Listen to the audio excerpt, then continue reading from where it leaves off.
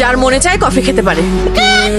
সেহেলির বাবাকে কথা দিয়েছে, তাই তাকে ডাক্তার বানিয়েছে। যেই চাকরি পেলো অমনি হোস্টেলে উঠে গেল। কোনো এক বন্ধু টাকার দরকার পড়লো, সাহায্য করার ওয়াদা করে বসলো, নিজের বাড়ি বন্ধক দিয়ে দিল। আর যেই টাকা পেয়ে গেল, লোকটা তার সবকিছু নিয়ে পালালো। আর এখন এমন অবস্থা যে নিজের বাড়ি থাকতেও ভাড়া দিয়ে থাকতে হচ্ছে। ঘরে একটা যুবতী মেয়ে থাকা সত্ত্বেও একে বাসায় এনে উঠিয়েছে। দেখিস এর জন্য কোনো না কোনো ঝামেলায় পড়তে হবে। ও না আবার তোর প্রেমে পড়ে যায়, সেদিকে খেয়াল রাখিস। মা, এমন কিছুই হবে না, প্রমিস।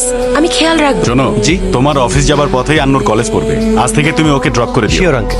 এই যে চেহারা বানিয়েছো, এভাবেই কি অফিসে যাবে? না না, কর্পোরেট অফিস মানেই অনেক স্মার্টলি থাকতে হয়। আমি শেভ করেই যাব।